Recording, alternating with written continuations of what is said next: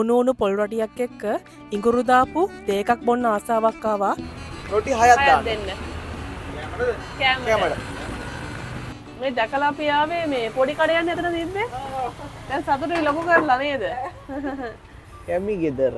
අදත් මේ ගන්න නැති කෙනෙක් අද මාව දැකලා තමයි යාලා අදත් අඳුන ගත්තේ. ආහා. දවසක් නෑ දාලා. ඒක තමයි. උණු උණු රොටි ටිකක් කන්න ආසාවක් ආවා ඉතින්. ෆෝක් එකේ වුණා නෑ. ඒතර තියෙන ෆෝක් පැයි හතු. තියෙනවද? ආහා.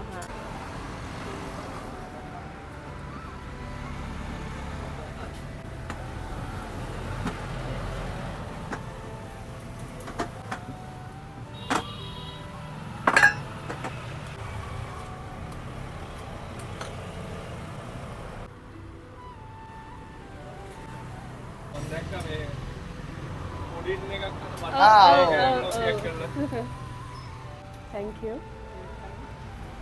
ෂා පිච්චෙනවා. හරි thank you. මිනිස්සුන්ට මාරම ගති. ෂා.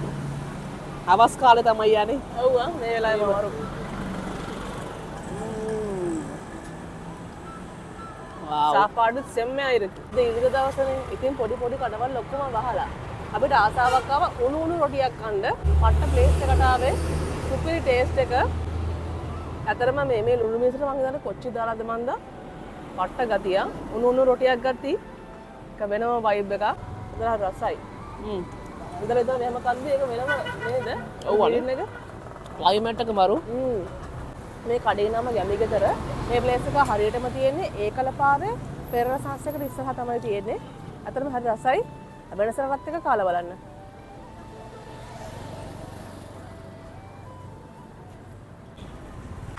අපිට දෙන්නකො තව රොටි 3ක්. රොටිය රසයි. සූප් චිකන් කවද වගේ තියෙන්නේ? ඒක විතර තියෙනවා. තියෙනවා. ඒ කියන්නේ ඉරිදට විතරයි නැත්තේ. ඉරිදර නැතිකම නෙමෙයි අවුරුදුයි පොයේ මාසෙක නැත්තම් තියෙනවා. හැමදාම තියෙනවනේ. තියෙන්නේ මොනවාද? හතුයි. තියෙනවා. හතු කප් එක යනවා. එක් වෙනම පෝෂන් එක යන්නේ. ආහා. ෆෝක් එක යනවා වෙනම පෝෂන් එක. පැයි පැයි පොලස් ඒකත් යනවා.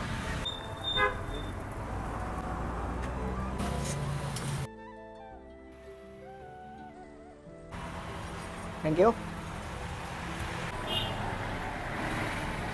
ආගඩුවෙන් විතර තව රොටියක් ගත්තනේ. ඉච්චුනවා. ලුණු මිරිස් ටිකක් දාගන්න. උඩුණුවෙන් කද්දී.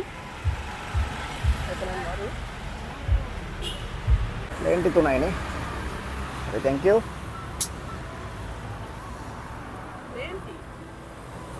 ඉඟුරු තේ. ලුණු මිරිස් කාපු හින්දා දැවිල්ල යන්න එක කැපෙන්න හොඳ ඉඟුරු තේ එකක් ගත්තා.